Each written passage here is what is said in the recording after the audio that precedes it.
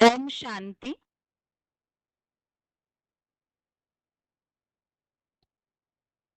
भगवत गीता श्लोक क्लास में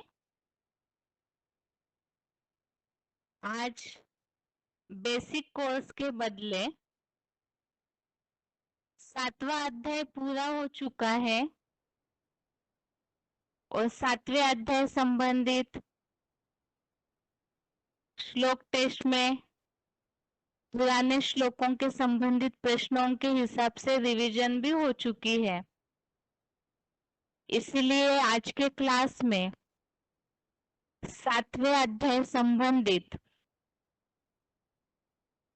समस्याएं और समाधान इस टॉपिक को देखेंगे।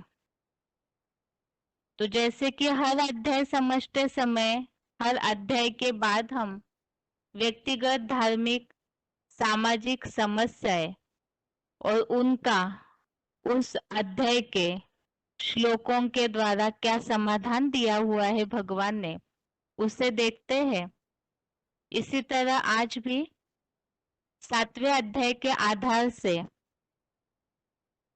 सबसे पहले है व्यक्तिगत समस्याएं और 7वें अध्याय के श्लोकों के आधार से उनका क्या समाधान है वो देखेंगे। व्यक्तिगत समस्याओं में सबसे पहली बात,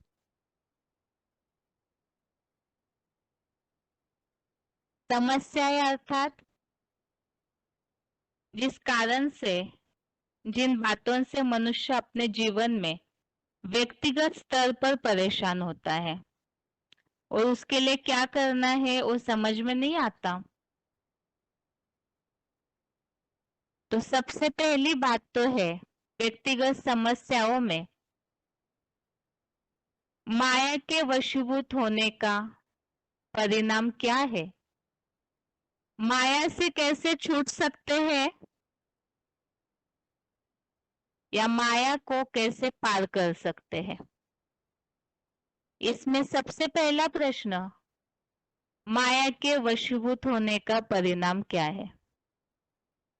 अब जैसे कि दुनिया में ऐसे हो रहा है, लोग सभी ही जानते हैं कि हम कहीं ना कहीं कोई जाल में फंसे हुए हैं, जिसे साधारण भाषा में लोग कहते हैं कि ये माया जाल है, पता नहीं हम इससे कैसे निकलेंगे। तो ये माया जाल में फंसने के कारण मनुष्य उसमें धंसता चला जा रहा है। इस कारण से ज्ञान मनुष्य के बुद्धि से उड़ जाता है। ज्ञान उड़ गया, ज्ञान अर्थात समझ शक्ति। अब जब समझ शक्ति चली गई अर्थात बुद्धि नष्ट हो गई, और बुद्धि नष्ट हो गई तो आसुरी गुण हमारे अंदर, मनुष्य के अंदर आ जाते हैं। आसुरी गुण आ गए अंदर, बुद्धि नष्ट है, समझ शक्ति तो है नहीं, तो इस कारण से दुष्कर्म, पाप कर्म कर लगने लग जाता है मनुष्य। और दुष्कर्म करते करते इतने ज्यादा मूर्ख बन जाते हैं मनुष्य कि भगवान को पहचान ही नहीं पाते, तो उनकी शरण में भी नहीं जाते। ये माया के वशीभूत होने का जो परिणाम है, इस तरह का 7वें अध्याय के 15वें श्लोक में बताया है कि माया के चंगुल में फंसना अर्थात उसकी निशानियां क्या है। ज्ञान हर लिया, बुद्धि नष्ट हो गई, आसुरी गुण आ गए और इस कारण भगवान को पहचान नहीं पाते, उनकी शरण में भी नहीं जाते, क्योंकि दुष्कर्म करते करते नास्तिक हो जाते हैं। अब भगवान से वंचित हो गए तो पाप के भागी बन जाते हैं और जीवन ही पूरी तरह से बर्बाद हो जाता है। इस बात को समझना क्यों जरूरी है। लोगों के मन में आज ये भी बात बुद्धि में नहीं आती कि हम पाप कर रहे हैं या पुण्य कर रहे हैं, लेकिन इस बात को इसलिए ये माया जाल में फंसने के लिए जो फंसे हुए हैं उसका निवारण ढूंढना है, तो फंसने के लक्षण भी देखने होंगे। तो यही सारे लक्षण है कि बुद्धि नष्ट होना, पाप कर्म करना, पाप पुण्य की समझ न होना। और आत्मा का कनेक्शन तो अनेक जन्मों से है, कर्मों का कनेक्शन, तो उसके कारण वो जाल में मनुष्य पूरा घिरा हुआ है। अब इससे बचने का क्या उपाय है? इसका समाधान क्या है कि ये तो समस्या हो गई कि इस कारण से बुद्धि नष्ट हो गई, तो मनुष्य जाल में फंसा हुआ है। और इससे निकलने का मार्ग क्या है?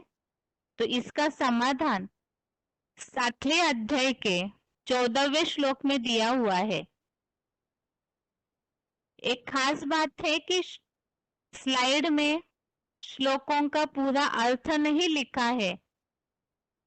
जो खास समाधान संबंधी जो बात श्लोक में आई हुई है, केवल उसका ही उल्लेख किया हुआ है। तो 14वें श्लोक में अध्याय 7 का श्लोक नंबर 14 में इसका समाधान दिया हुआ है कि माया से कैसे पार कर सकते हैं।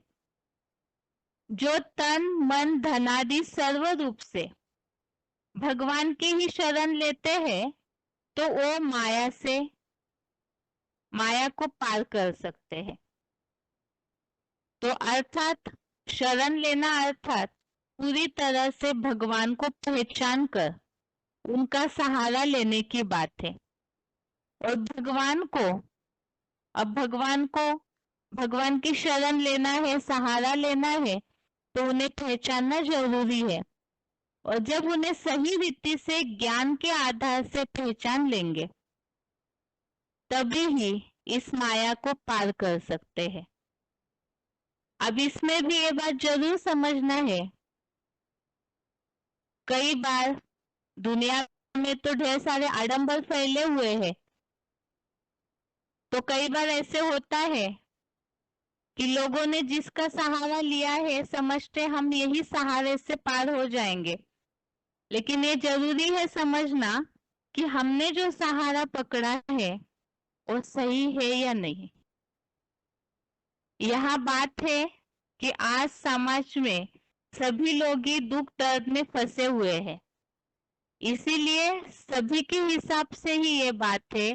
कई ऐसे लोग हैं जिन्होंने सही रीति से भगवान को पहचाना नहीं है, तो उनके लिए एक खास समाधान है कि भगवान को सही रीति से पहचान कर उनका सहारा लेते हैं, तभी माया को पार कर सकते हैं। अगला है व्यक्तिगत समस्याओं में दूसरा प्रश्न।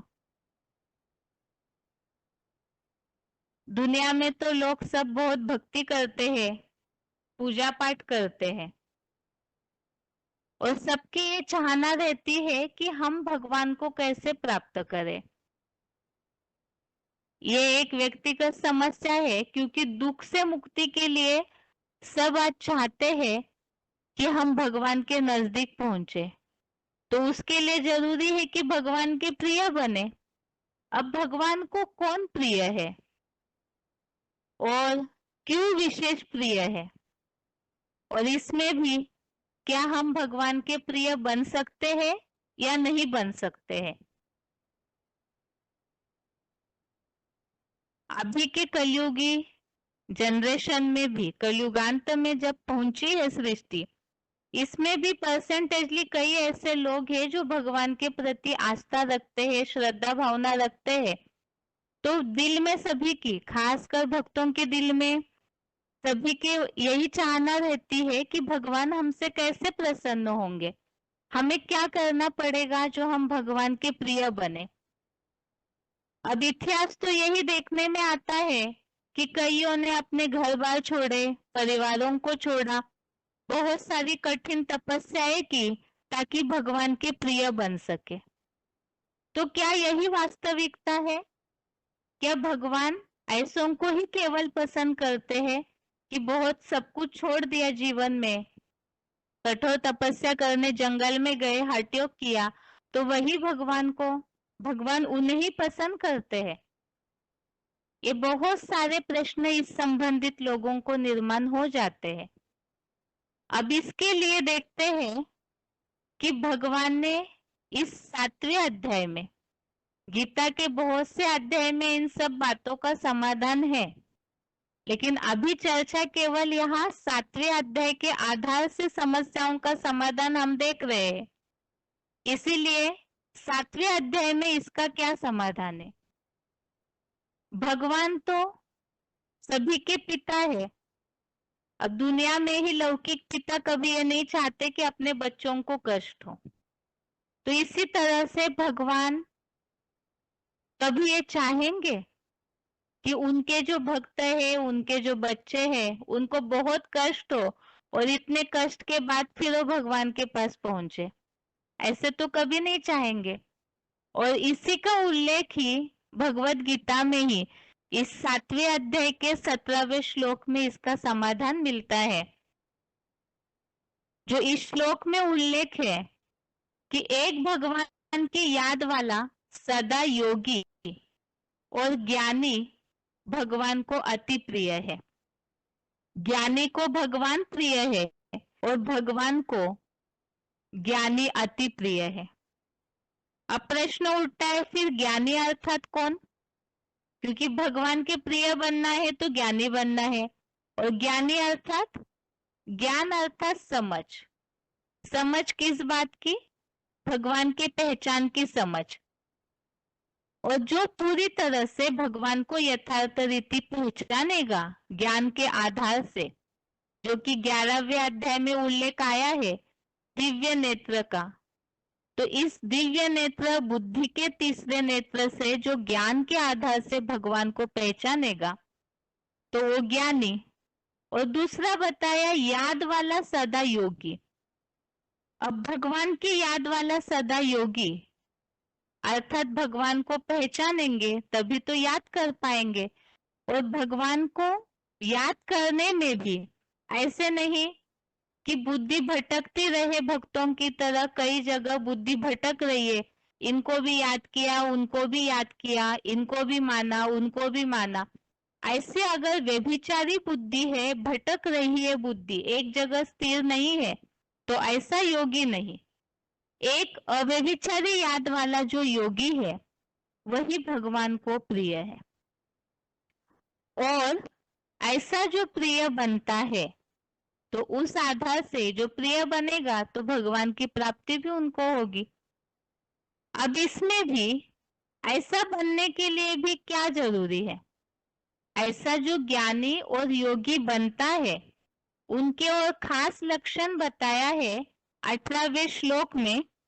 श्लोक नंबर 18 में बताया है कि वो जो ज्ञानी और योगी है वो एक भगवान की सर्वोत्तम गति में ही आधारित है। अर्थात बुद्धि भटकने वाला नहीं होगा। तो जो अव्यभिचारी होगा वो केवल एक भगवान के सहारे पर, भगवान की सर्वोत्तम गति पर ही आधारित होगा। अब ऐसे बनना भी क्यों जरूरी है? ऐसा अव्यभिचारी योगी और ऐसा ज्ञानी बनना क्यों जरूरी है? तो इसके लिए भी 7वें अध्याय के 19वें श्लोक में, श्लोक नंबर 19 में इसका उल्लेख आया है। ज्ञानी बहुत जन्मों के अंत में भगवान को पाता है।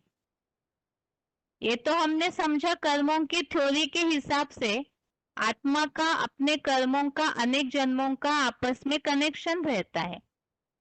तो ज्ञानी बनेंगे, योगी बनेंगे तो बहुत जन्मों के अंत में भगवान को पाता है।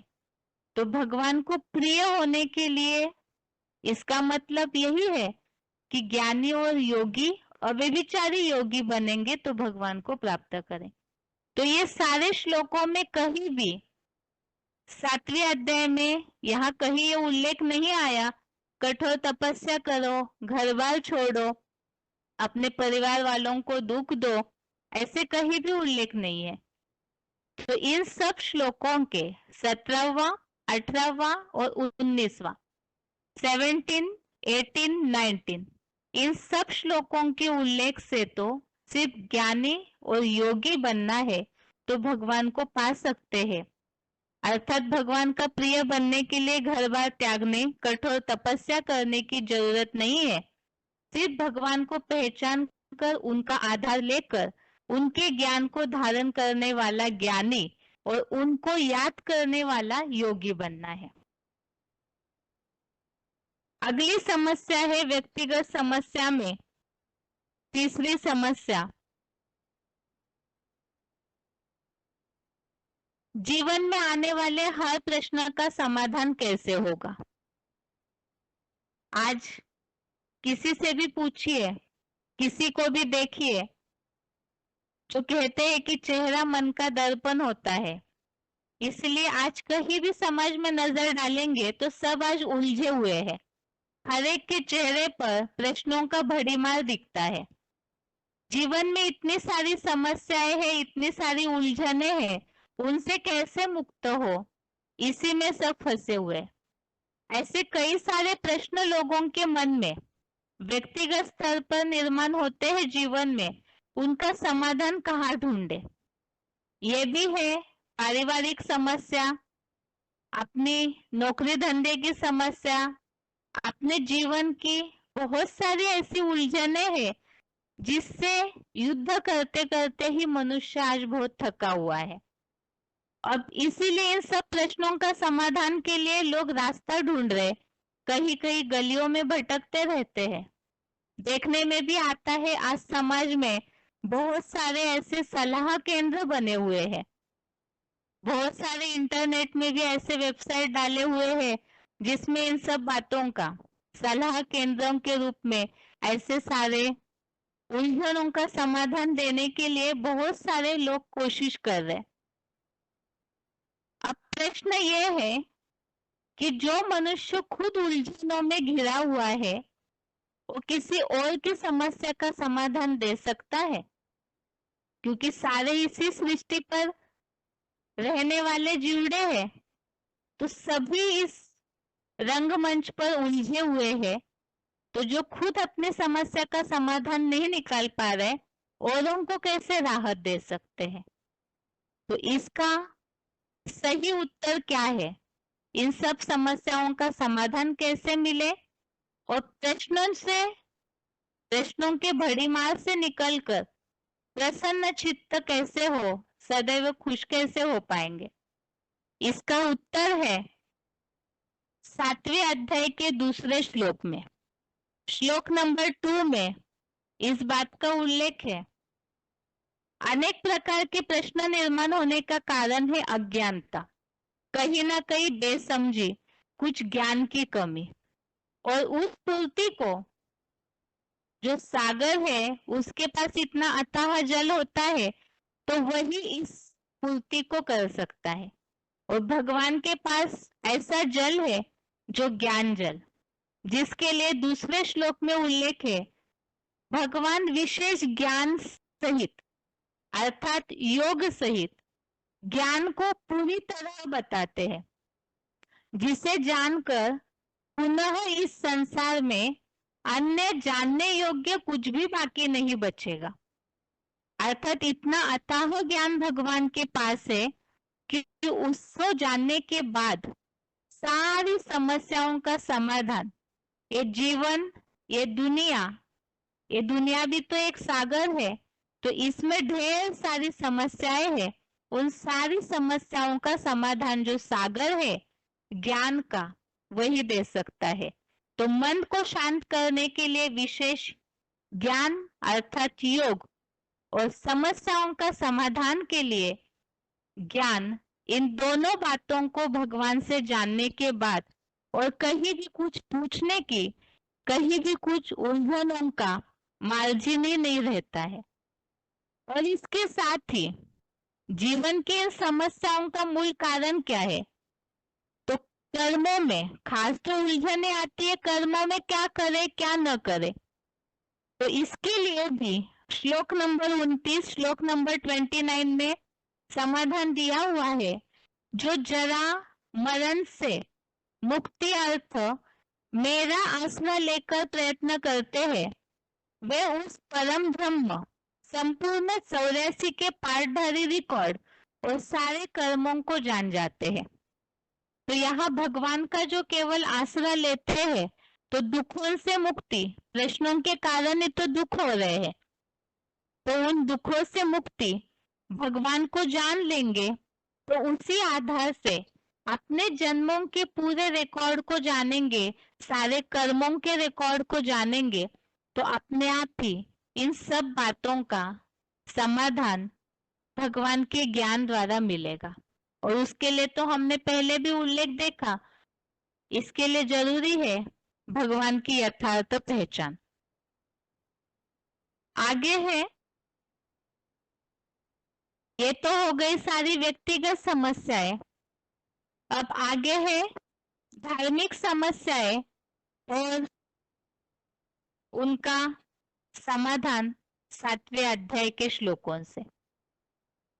सबसे पहली समस्या धार्मिक समस्याओं में, क्या देवताएं और भगवान एक ही है? अब भक्तों के मन में प्रश्न आता है कि ये सब जानना क्यों जरूरी है? किसी को भी आज दुनिया में समझाइए जो बहुत भक्ति करने वाले हैं, यदि उन्हें इस बात को समझाने जाए कि भगवान तो ऊंचे ऊंचे, भगवान अलग है, देवताएं अलग है, क्या आप जो भक्ति कर रहे हैं और सही मायने में सही तरीके से भक्ति कर रहे हैं? तो लोग यही बताएंगे, खास करके भक्त, हम किसी की भी उपासना करें, दिल से तो हम भगवान को ही बोलते हैं, तो भगवान तक हमारी पुकार पहुंची जाएगी। ये तो हो गई भक्ति की बात। हम किसी की भी पूजा अर्चना करें, लेकिन दिल में भगवान का नाम लेते हैं, तो हमारी जो भावना है भगवान तक पहुंचे, ऐसे समझते हैं। लेकिन आज की दुनिया का उदाहरण लीजिए आप। अगर आप की जगह फोन डायल कर रहे हैं, मन में किसी का नाम ले रहे हैं और फोन कहीं और डायल किया, तो फोन सही व्यक्ति तक पहुंचेगा? अब इस उदाहरण से कई ये सोचेंगे कि भक्ति का और इस भौतिक दुनिया की बात का क्या कनेक्शन है? ये तो मात्र एक मिसाल है। यहाँ बात है कि भगवान को पूरी तरह से आपने जाना नहीं, यथार्थ रीति से समझा नहीं, तो फिर आपकी आराधना उन तक पहुंचेगी कैसे? वास्तव में कईयों को तो यही नहीं पता है कि देवताएं अलग है और भगवान अलग है। तो इसका खास उल्लेख वास्तव में अगर खास समझा जाए तो देवताओं के लिए कहा जाता है 33 करोड़ देवताएं। देवताएं अर्थात बहुवचन है और गिनती में भी 33 करोड़ आता है, तो देवताएं कई एक है, अनेक है। और भगवान, भगवान के लिए हमेशा ही एक वचन वाला शब्द ही प्रयोग होता है। दूसरी बात, इस बात को समझना क्यों जरूरी है कि देवताएं अलग है और भगवान अलग है? क्योंकि भक्ति में भक्ति करते करते, पूजा पाठ आडंबर करते करते जो समय, पैसा, एनर्जी बहुत सारी लगाते हैं भक्ति के पीछे, तो वो सफल हो रहा है सही मायने में या कहीं वेस्ट तो नहीं हो रहा है? क्योंकि हम जो भी प्रयास कर रहे हैं तो वो सफल होना चाहिए, और इसके लिए ही जरूरी है कि हम जो भक्ति कर रहे हो भगवान तक पहुंच रही है या नहीं, इसे समझना जरूरी है। दूसरी बात है, ये इसलिए समझना जरूरी है, जैसे कि और एक प्रश्न है, देवताओं की और भगवान की उपासना करने वालों में और उनकी प्राप्ति में कोई अंतर है क्या? क्योंकि ये समझने से ही, प्राप्ति का अंतर समझने से ये भी समझ में आ जाएगा कि वास्तव में देवताएं और भगवान अलग है, और हम जो पूजा पाठ कर रहे हैं वो सही मायने में भगवान तक पहुंचती है या नहीं, उसका भी उत्तर क्लियर होगा। तो इसके बारे में ही 23वें श्लोक में, श्लोक नंबर 23 में इसका स्पष्ट उल्लेख है कि देवताएं और भगवान एक नहीं है, अलग है। तो इसका उल्लेख इस तरह से है, देवयाजी देवताओं को पाते हैं और भगवान के भक्त भगवान को पाते हैं। तो इसमें स्पष्टता है कि देवताओं के भक्त अलग है, तो देवताओं को पूजा करेंगे, देवताओं की भक्ति करेंगे तो देवताओं तक ही पहुंचेगी, और भगवान के भक्त भगवान को पाते हैं, अर्थात भगवान को यथार्थ जानने वाले ही भगवान तक उनकी भक्ति पहुंचेगी।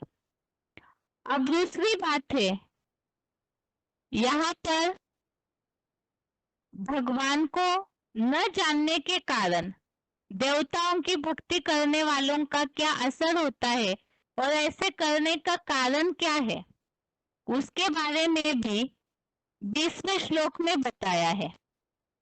ज्यादातर लोग तो ये सोचते हैं कि हम जो भी प्राप्ति कर रहे, हमें तो देवताओं से प्राप्ति हो तो भी चलेगा। वास्तव में श्रेष्ठ से प्राप्ति करेंगे तो ऊंची प्राप्ति और उसका असर क्या है उसके बारे में श्लोक नंबर 20 श्लोक नंबर 20 में बताया है।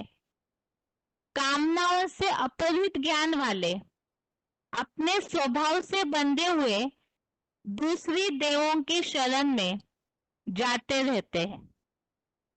तो यहाँ पर अंतर भी पता चल रहा है कि देवताओं की जो उपासना करने वाले हैं, दूसरे देवों की शरण में जाते रहते हैं, जो उल्लेख आया है, तो दूसरे देवताओं की उपासना करने वाले वो कामनाओं से घिरे रहते हैं और उसके कारण अपहृत ज्ञान वाले अर्थात उनका ज्ञान हर लिया जाता है, और जब ज्ञान हर लिया गया है तो अपने स्वभाव से बंधे हुए होने के कारण वो दूसरे देवताओं की शरण लेते हैं। अब भगवान से दूर हो गए, दूसरे देवताओं की शरण ली, उनका ज्ञान हर लिया गया। अब इसका नुकसान क्या हुआ? इसका नुकसान 23वें श्लोक में ही श्लोक नंबर 23 में बताया, उन अल्प बुद्धि लोगों का। अल्प बुद्धि अर्थात जिनका ज्ञान कामनाओं के कारण हर लिया गया है, दूसरे देवताओं की शरण में जाते रहते हैं, तो ऐसे अल्प बुद्धि लोगों का वह फल विनाशी होता है। तो भक्ति तो की, बहुत सारा समय दिया, श्रद्धा भावना पूरी अर्पण की, लेकिन वो सही जगह पहुंची नहीं, तो जो प्राप्ति होनी चाहिए वो विनाशी हो गई, अल्पकालीन हो गई, तो फायदा ही क्या है। तो इसीलिए ये एक खास समस्या है कि ये बात गहराई से समझना जरूरी है कि देवताएं अलग है और भगवान अलग है। भगवान जो श्रेष्ठ है, यदि उनकी भक्ति करते हैं तो उनके द्वारा, जैसे यहाँ बताया, देवताओं की शरण में जाने वाले अल्प बुद्धि लोगों का फल विनाशी होता है, तो जरूर जो भगवान की शरण में जाने वाले हैं उनका फल अविनाशी और सदा काल का होगा। तो इसीलिए इस बात को समझना जरूरी है। आगे है धार्मिक समस्याओं में दूसरी समस्या।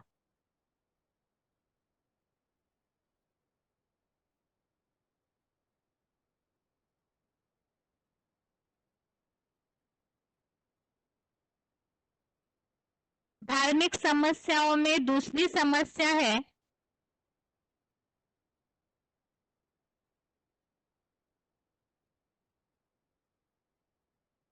गीता का भगवान कृष्ण है या नहीं। अब भगवत गीता को तो देश विदेशों में सभी मानते हैं, क्योंकि ज्यादातर लोग ये जानते हैं कि मानवीय जीवन के परिवर्तन का शास्त्र है, वो किसी भी सीमित मर्यादाओं में बंधा हुआ नहीं है, सारी मानव जाति के लिए ही ये उपहार है।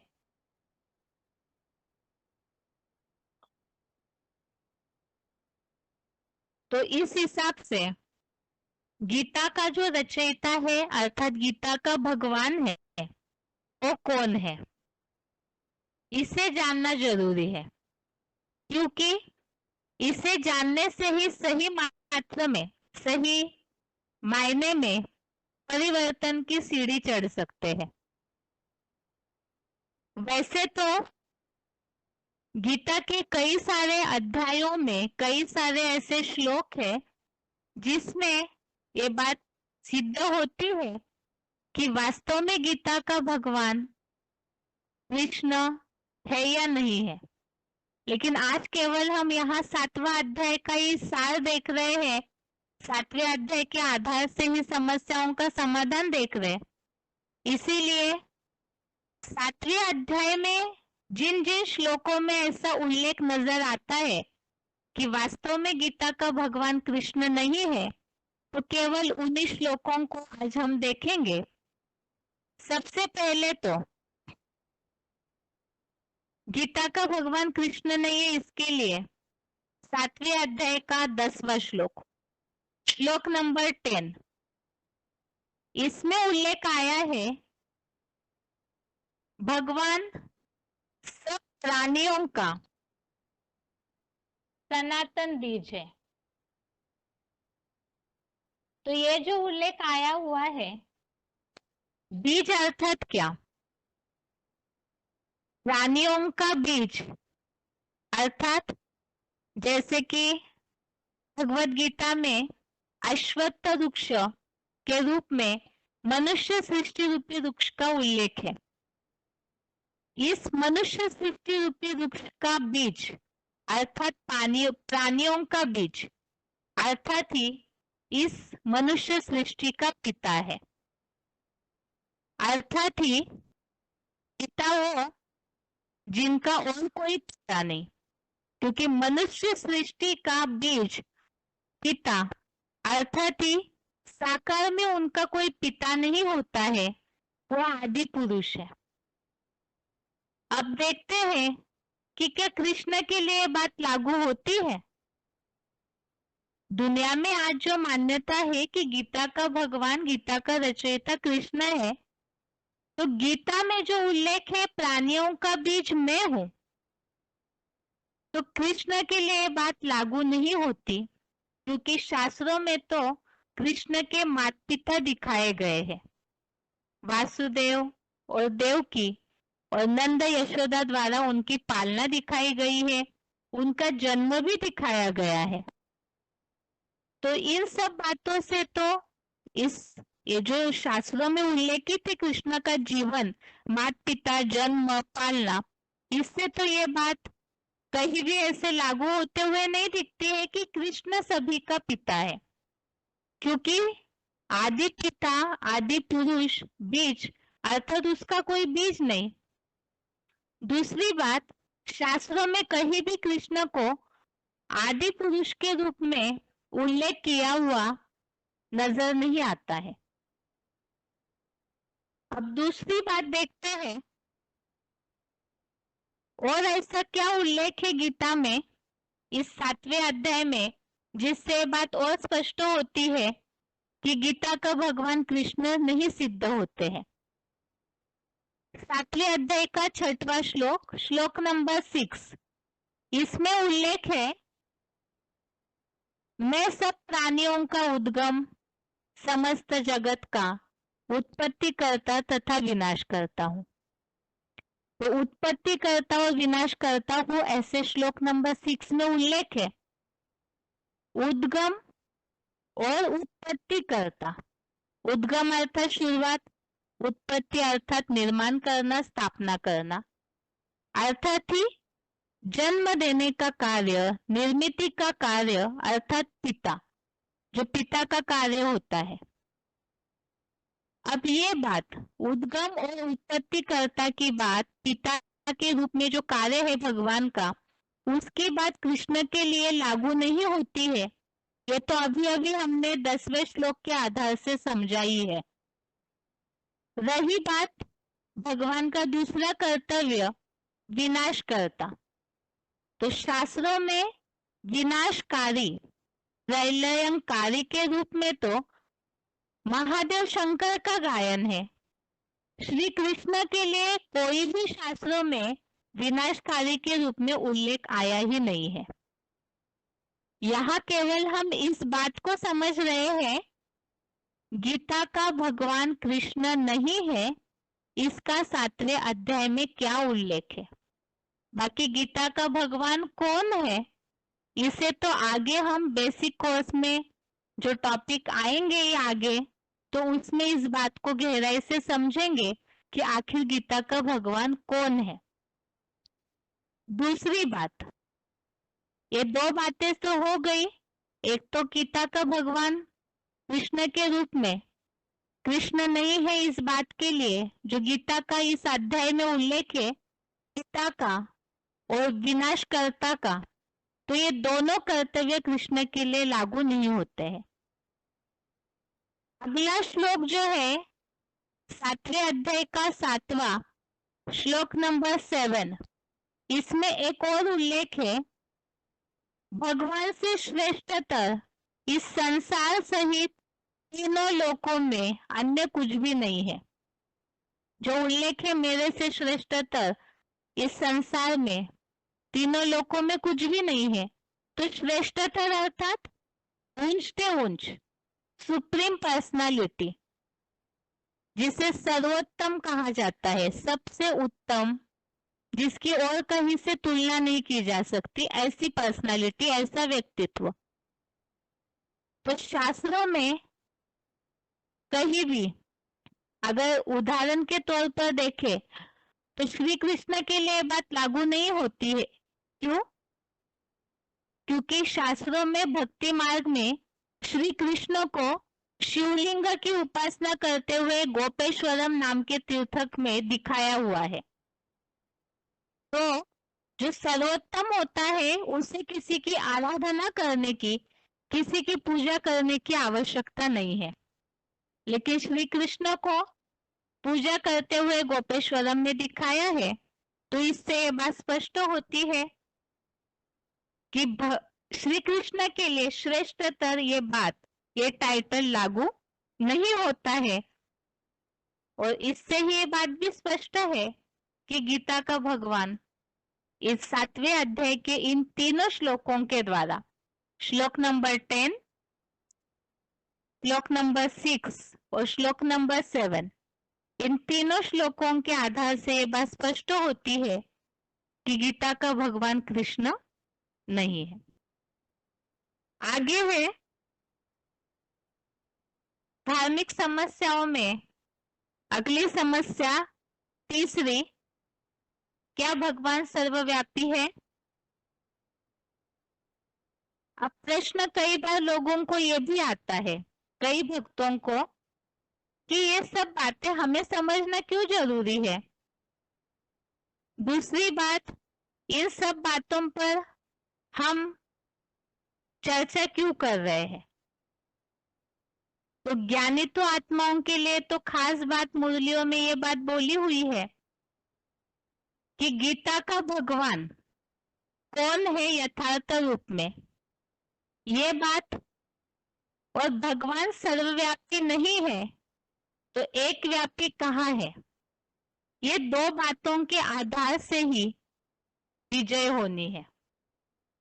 और रही बात भक्ति मार्ग के हिसाब से, तो भगवान सर्वव्यापी नहीं है इस बात को समझना, और गीता का भगवान कौन है, कृष्ण नहीं है, और यथार्थ रूप में कौन है, इस बात को समझना मानवीय जीवन में क्यों जरूरी है।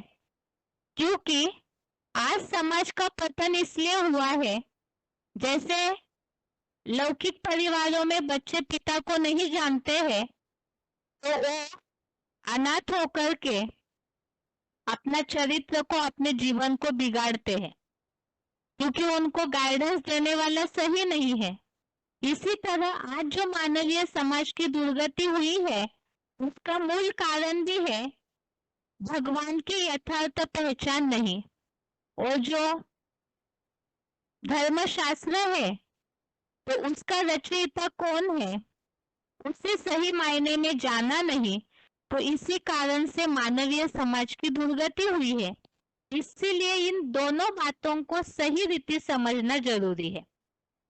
अब भगवान सर्वव्यापी नहीं है तो ये बात के लिए, ये तो बेसिक कोर्स में भी हमने कई बार इस श्लोक को देखा है लेकिन यहाँ 7वें अध्याय का पूरा सार हम देख रहे हैं। इस हिसाब से जो 7वें अध्याय में उल्लेखित 12वां श्लोक है, श्लोक नंबर 12, इसमें ये बात बिल्कुल स्पष्ट की हुई है कि भगवान सर्वव्यापी नहीं है। इस श्लोक का जो भावार्थ है वो इस प्रकार है कि और जो भी संसार में युगानुरूप क्रमशः सात्विक, राजसी और तामसी प्रकृतिगत अवसर्पिणी भाव है, उनको मेरे से, कैलाशवासी महादेव से ही है ऐसा जान। मैं ब्रह्मलोकवासी सदाशिव उनमें व्यापी नहीं, किंतु वे मेरे महादेव मूर्ति में काल क्रमानुसार है। तो यहाँ जो उल्लेख है, मैं उनमें व्यापी नहीं, मैं अर्थात भगवान उनमें व्यापी नहीं, किंतु वे मेरे में है। अर्थात ही जैसे कि अभी अभी हमने एक उल्लेख देखा, भगवान इस प्राणियों का बीज है, मनुष्य सृष्टि रूपी वृक्ष का बीज है। तो बीज में तो सारा वृक्ष समाया हुआ होता है। बीज जैसे ही अंकुरित होकर निकलने लगता है उसमें से, तो धीरे धीरे बढ़ते बढ़ते बीज से ही सारा वृक्ष विस्तार को पाता है। लेकिन बीज जो है वो सारे वृक्ष में समाया हुआ है, लेकिन बीज सभी में नहीं होता है। टहनियों में, पत्तों में, तालियों में है ऐसे नहीं कहा जाएगा। तो इन सब बातों से ही ये बात स्पष्ट होती है कि भगवान सभी में व्यापक नहीं है, अर्थात सर्वव्यापी नहीं है। अगली धार्मिक समस्या है चौथी, भगवान के संपूर्ण स्वरूप का परिचय कौन दे सकते हैं।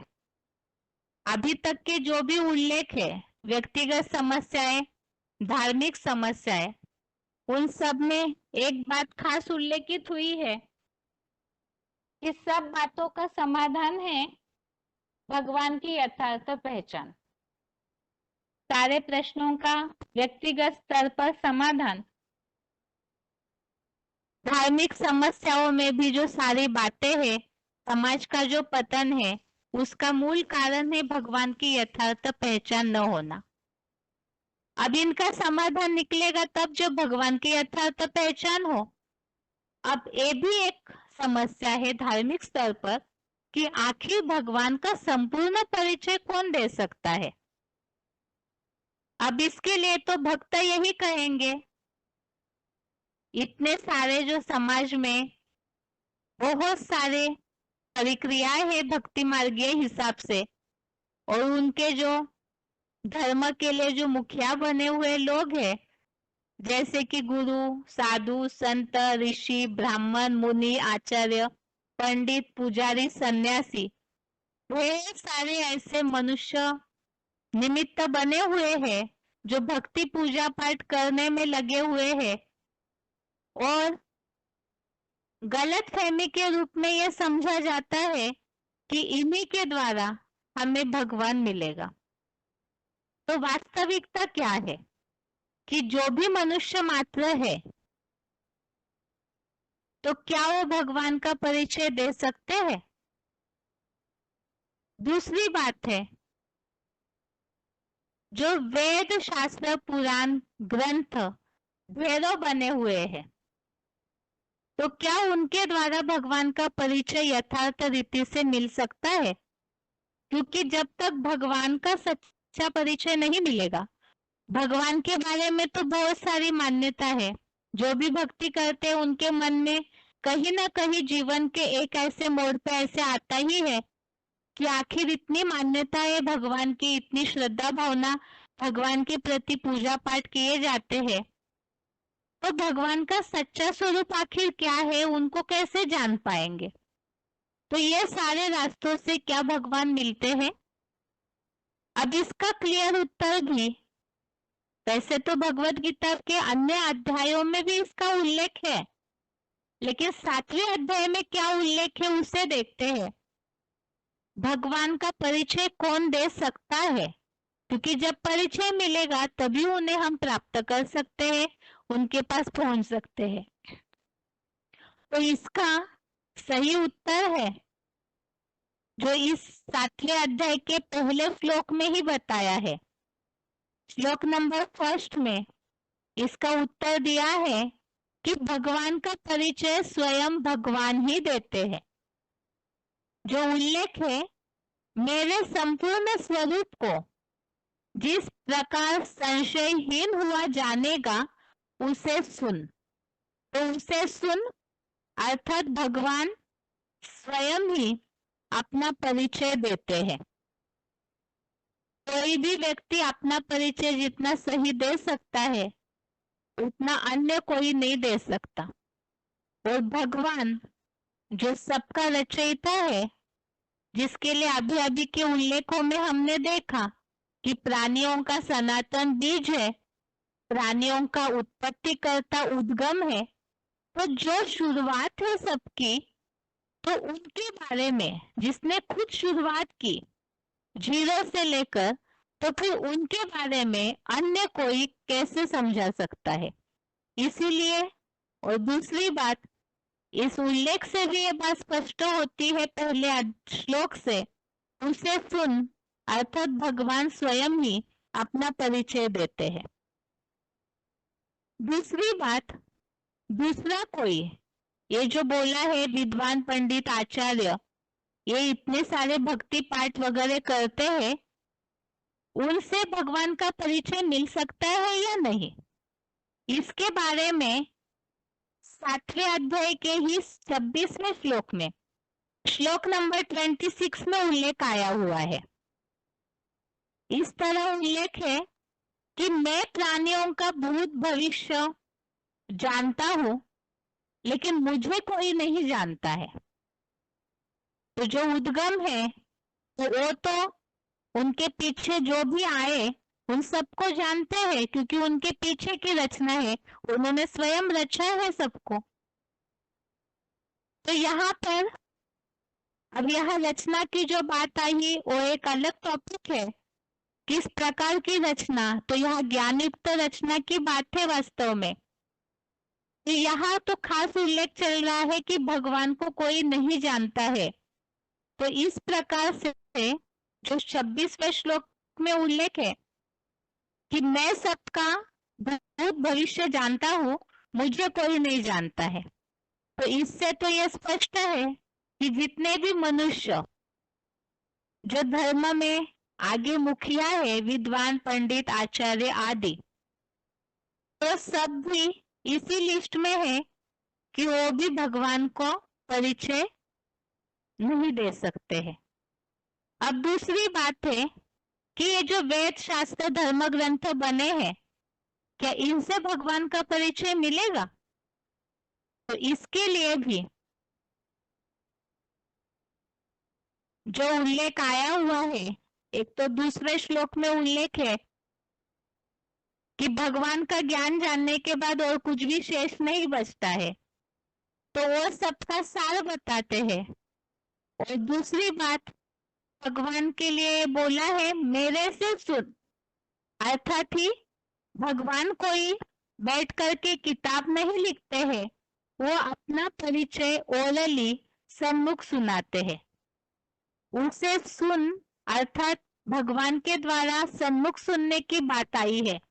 यहाँ कहीं भी भगवत गीता में ये उल्लेख नहीं आया कि भगवान कहीं बैठकर ग्रंथ शास्त्र रचते हैं। और दूसरी बात, सबसे खास प्रूफ है भगवत गीता में जो हर बार लिखा हुआ है भगवान उवाच, भगवान ने लिखा, ऐसे कहीं भी उल्लेख नहीं है। भगवान उवाच अर्थात भगवान कहते हैं, भगवान ही गीता को डायरेक्ट बताए हैं, ये ओरली रचना है भगवान की। तो भगवान डायरेक्ट सन्मुख सुनाते हैं, अपना परिचय देते हैं। गीता, ये जो ग्रंथ लिखना, धर्मशास्त्र बनाना, ये तो सारा मनुष्यों का काम है। लेकिन भगवान, कोई किसी से भी उनका परिचय तो जितना डायरेक्ट समझेंगे तो उतना यथार्थ रीति से समझ पाएंगे। और इसीलिए भगवान भी स्वयं अपना परिचय खुद देते हैं। तो जो आज समाज गलत फहमी के कारण मार्ग भटक रहा है, कहीं कहीं गलियों में भटक रहा है, तो उसका समाधान तभी हो सकता है जब इस बात को सही रीति से समझेंगे जो गीता में उल्लेख है। भगवान ओरली सन्मुख सुनाते हैं। आगे है, ये तो हो गई धार्मिक समस्याएं। आगे है सामाजिक समस्याएं और उनका समाधान। सबसे पहली बात, समाज की आज समस्या क्या है? वो तो आंखों में सबको देखने में आ रहा है समाज की हालत। इंटरनेट में कोई ऐसा वेबसाइट नहीं, ऐसा कोई न्यूज़पेपर नहीं, ऐसा कोई टीवी चैनल नहीं जिसमें आज के समाज की जो दुर्गति है वो दिखने में ना आती हो। तो समाज में जो बढ़ती जा रही है अनैतिकता है, भ्रष्टाचार, अत्याचार, इसका कारण क्या है?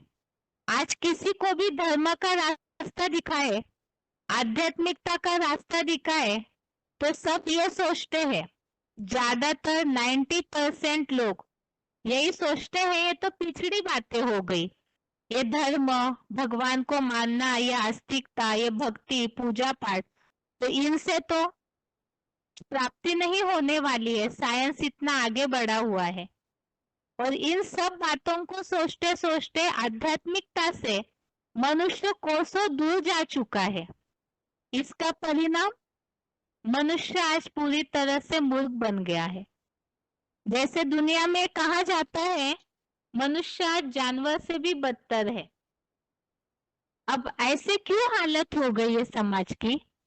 तो इसका उल्लेख भी, गीता तो है मानवीय जीवन का शास्त्र, तो मानवीय जीवन के पतन के भी कारण गीता में बताए हैं। और उत्थान कैसे होगा इसका भी कारण भगवत गीता में बताया है। अब इन सब समस्याओं का कारण क्या है और उसका निवारण क्या है? 7वें अध्याय का ही 27वां श्लोक, श्लोक नंबर 27 में इस बात का उल्लेख बिल्कुल स्पष्ट है।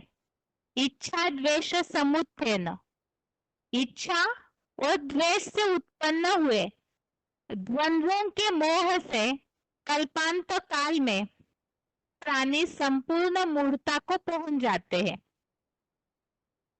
ये जो मूर्खता है, मूर्खपना, तो इसका कारण है इच्छा और द्वेष। इसी के लिए गीता के अन्य अध्यायों में उल्लेख आया है काम, क्रोध, या कहीं कहीं इस तरह उल्लेख है राग और द्वेष। तो इच्छा है, इच्छाओं के बारे में तो सब जानते हैं, इच्छा की पूंछ कभी खत्म ही नहीं होती है। तो इच्छा और द्वेष, इनके कारण मनुष्य पूरी तरह से मूढ़ बन जाते हैं, मूर्ख बन जाते हैं, अर्थात अज्ञानी बन जाते हैं। तो कामनाएं जो है वो पूर्ति नहीं होती, तो क्रोध, क्रोध आने से बुद्धि का नाश होता है और उसके कारण ही मनुष्य का पतन होता है। और इसमें भी पतन हुआ, बुद्धि मूढ़ बन गई, तो पापाचार, अनाचार करेगा ही। और इच्छाओं के कारण मनुष्य स्वार्थी भी हो जाता है। तो यही कारण है मूढ़ बनने का, अत्याचार का। इसी तरह से उल्लेख आया है, मूढ़ बन गए। और उसके साथ 13वें श्लोक में, श्लोक नंबर 13 में एक और उल्लेख है, 3 गुण युक्त भावों द्वारा मोहित हुआ यह संसार इनसे परे अविनाशी भगवान को नहीं जानता।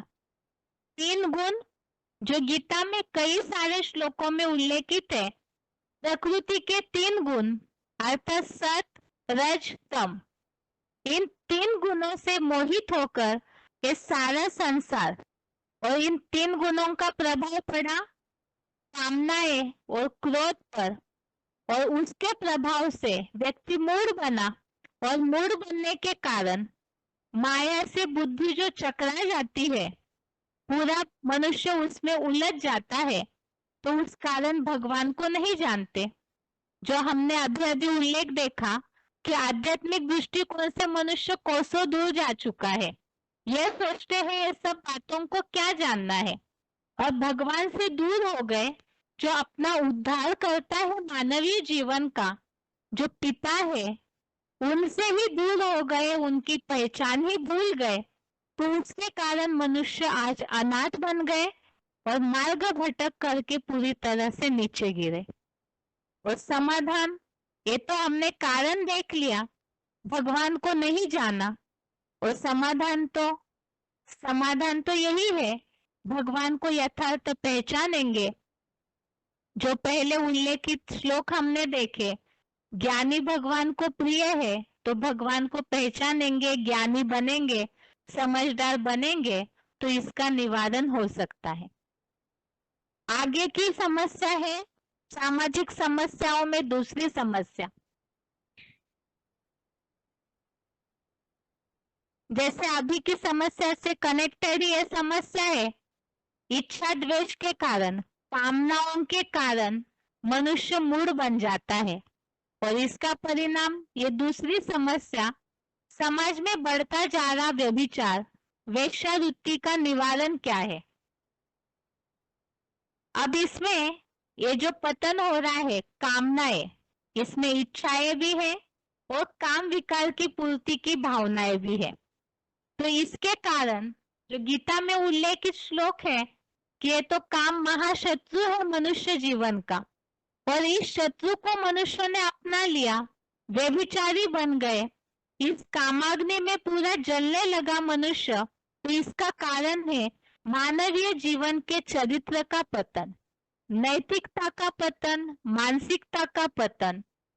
और इसके कारण जब व्यभिचारी बन गया मनुष्य, इस तरह से ऐसी दुर्भावनाओं को सपोर्ट देने लगा, तो इसका परिणाम है जो पारिवारिक व्यवस्था है वो बिगड़ते जा रही है। इसका परिणाम आज पुराने जमाने में, पुरातन काल में कहीं ये सुनने में नहीं आता था, डाइवोर्स केसेस, तलाक देना, इस तरह से परिवार टूट जाना, बिखर जाना। लेकिन आज एक कॉमन बात हो गई है ये समाज में, तलाक, डाइवोर्स की परंपरा, परिवारों का टूटना, आपस में स्नेह संबंध जो है वो बिगड़ते जा रहे हैं। इसका कारण व्यभिचारी भावनाएं, और परिवार जब बिगड़ेंगे तो समाज की व्यवस्था भी बिगड़ेगी। ये तो एक चेन बनी हुई है, व्यक्ति व्यभिचारी बना तो परिवार बिगड़ा, परिवार बिगड़े तो समाज बिगड़ा, और समाज बिगड़ा तो देश बिगड़ा, देश बिगड़ा तो विश्व बिगड़ा। तो ये तो चैन बनी हुई है कि सभी इस सृष्टि के चैन में जुड़े हुए हैं। और इसका समाधान क्या है? तो इसका समाधान है व्यभिचार होना, अर्थात मर्यादाओं का टूटना, पूरी तरह से मर्यादाहीन जीवन हो गया, चरित्र का पतन हुआ। और भगवत गीता में इसका उपाय बताया है 7वें अध्याय के 11वें श्लोक में। इस पतन का समाधान है श्लोक नंबर 11 में। जिस तरह से श्लोक का भावार्थ बताते हैं, मैं सदा बाबा ही बलवानों का काम देवता और लगाव झुकाव वाली आसक्ति से सर्वथा रहित बल हूं, और वे विष्णु रूप भरत श्रेष्ठ सतयुग आदि के सदा स्थिर आत्मा वाले विष्णु लोकीय प्राणियों में धर्मानुकूल श्री संग की प्यार भरी अहिंसक और सुखदायी कामना हो। तो यह व्यभिचार के कारण मनुष्य हिंसक बन गया। इसीलिए इस श्लोक का सार यही है, धर्म के अनुकूल कामना का आचरण करने से समाज की बढ़ रही व्यभिचार का निवारण हो सकता है। जैसे एक व्यवहारिक भाषा में ये नियम बना हुआ है, जितना कायदा उतना फायदा। अर्थात मनुष्य जितना मर्यादा युक्त जीवन, जो मानवीय जीवन का फाउंडेशन है, जिन देवताओं को मनुष्य आज पूजा करते हैं, उनका जैसे मानव पूरी तरह से मर्यादा वाला जीवन था, तो यहाँ बताया है धर्म के अनुकूल कामना। ऐसा मर्यादा वाला जीवन का महत्व जब मनुष्य समझेगा, तभी ही इस समस्या का निवारण हो सकता है। तो व्यक्तिगत स्तर पर, सामाजिक स्तर पर जब हर एक व्यक्ति इस बात का महत्व समझेगा, अपनी इच्छाओं को अंकुश लगाएगा, क्योंकि इच्छाओं की आग ये ऐसी आग है जो सब कुछ जलाकर भस्म करती है। तो काम की आग भी सब कुछ भस्म करती है। तो समझ और मर्यादा, इसके द्वारा ही इसे रोक लगाया जा सकता है। इस तरह से आज के क्लास में हमने 7वें अध्याय के श्लोकों के आधार से व्यक्तिगत, धार्मिक, सामाजिक समस्याएं क्या है, उन समस्याओं से समाज का पतन होता है, और उनका समाधान भी, जो मानवीय जीवन का परिवर्तन का शास्त्र है भगवत गीता, उसमें जो खास 7वां अध्याय हमने अभी तक पढ़ा है, उसके आधार से जो समाधान है वो देखा है। कल के श्लोक टेस्ट में आज जो भी बातें हमने समझी है, उसी आधार से प्रश्न होंगे, तो उसे आज जो भी पढ़ा है उसे एक बार आज दिन भर में रिवाइज कर लीजिए। इसके साथ ही आज के लिए गीता क्लास यहाँ पूरा होता है। ओम शांति।